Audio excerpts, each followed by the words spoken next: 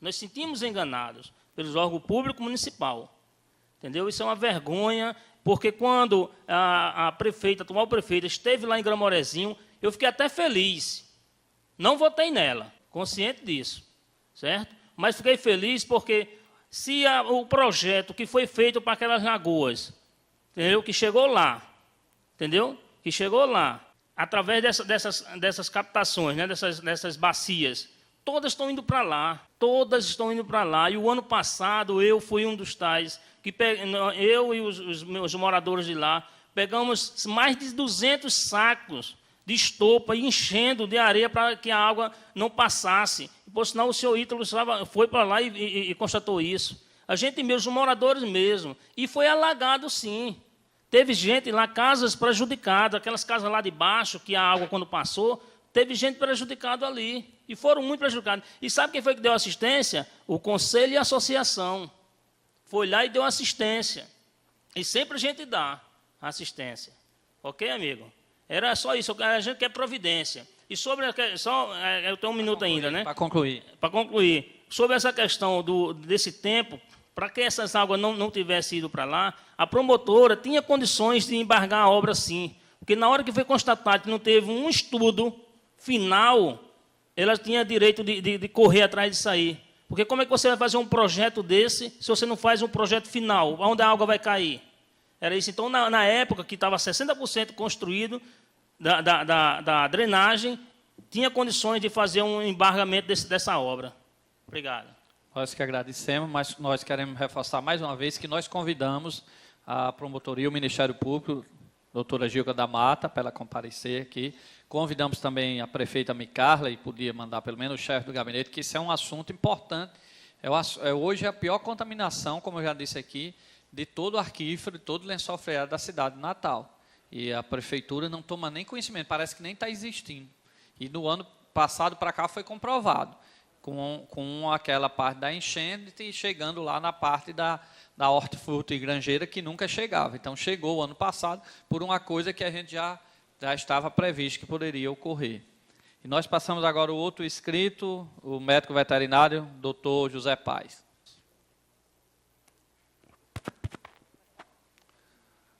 Professor Luiz Carlos, presidente desta audiência pública, vereador Franklin Capistrano, aqui presente, demais autoridades aqui presentes ou representadas, eu quero relatar neste momento sobre o maior descaso ecológico e ambiental que eu já vi em minha vida. Eu tenho uma granja naquela área há quase 40 anos. A minha granja é na Lagoa Azul. Nós tínhamos todo tipo de peixe naquela lagoa. Hoje não temos mais nada. E de 2 anos para cá, a coisa começou a se agravar mais ainda, com as enchentes. O ano passado, nós tivemos uma inundação de 1,20 m, além dos níveis normais das lagoas. E como prova disso, na BR-101 tem um bueiro, que acima do bueiro ficou 70 centímetros d'água. Do outro lado da BR-101 é município de São Gonçalo do Amarante. Diversos moradores daquela área ficaram impedidos de chegar às suas residências porque não tinha como passar, só passaria de nado. Deixava os veículos antes da residência para poder chegar às suas casas. E eu me comuniquei com alguns órgãos que acharia responsáveis pelo assunto, através de telefonema, para ver se era pelo menos atendido. E ninguém me atendeu. Fiquei pregando no deserto todo o tempo. A Lagoa Azul hoje você olhando só vê árvores secas, caídas, pastagem ao redor daquela lagoa, não tem mais nada, porque tudo desapareceu. Subindo mais para frente, na Lagoa do Urubu também não tem nada. A Lagoa do Pau, totalmente inundada. E o pior de tudo é a Lagoa do Caboclo, que é uma lagoa grande, quase do tamanho da Lagoa Azul, onde muita gente dependia daquela lagoa para as suas culturas de hortifrutigranjeiros, e tudo aquilo desapareceu. A lagoa que seria de captação, a Lagoa do Sapo, não tem nada de captação, porque ela tem uma conexão com a Lagoa do Caboclo, um bueiro de 1 metro de espessura. Vocês são testemunha disso. Porque também, se não tivesse feito aquele bueiro, os moradores do outro lado não tinham condições de trafegar. Quer dizer, é um descaso total naquela área.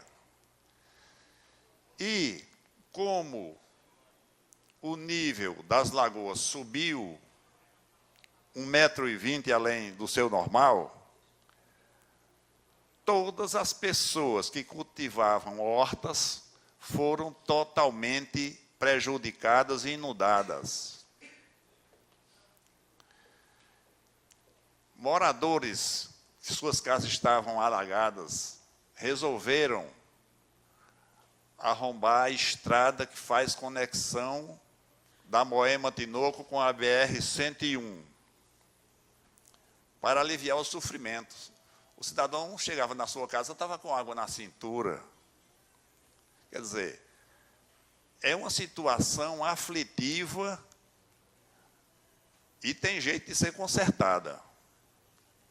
Mas, na minha opinião, na minha mera opinião, o conserto deveria começar pela drenagem do Rio Doce.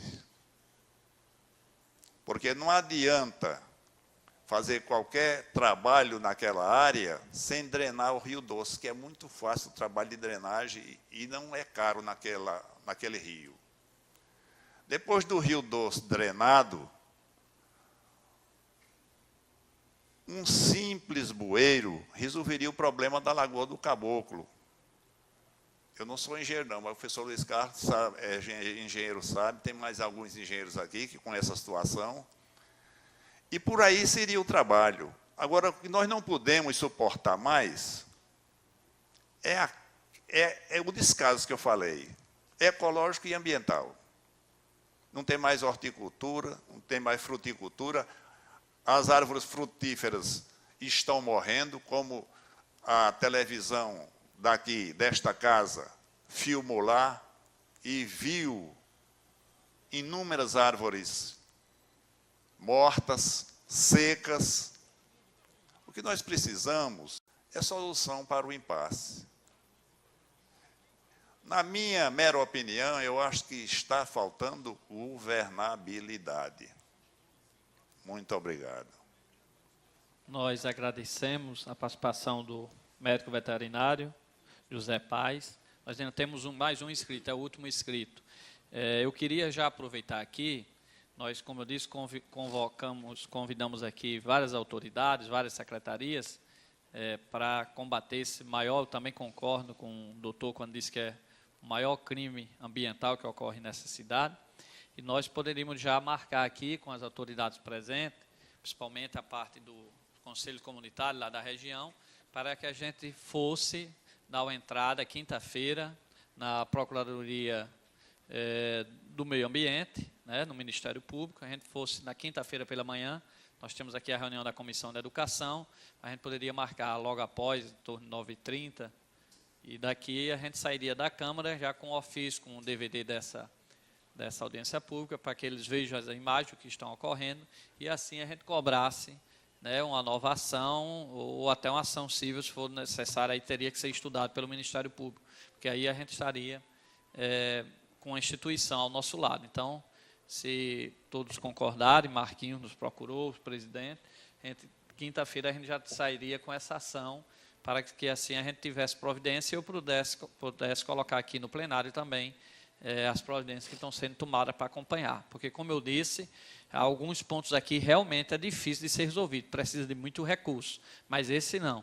Tem como ser resolvido ali, como eu já coloquei, né, porque há terreno para melhorar aquela lagoa de captação e ir resolvendo as outras coisas ao longo desse ano. Com certeza dá para a gente dar ali uma solução final e Natal continuar com aquela parte ali o aquífero, tanto superficial como, né, aquela parte subterrânea, Natal ganhar e com essa qualidade a gente não perder, que, como o doutor Zé Paz falou, de um ano e meio para cá, de um ano para cá, realmente, depois daquele inverno, ali poluiu tudo. E a gente, esse ano, graças a Deus, não chegou a ter um inverno daquele.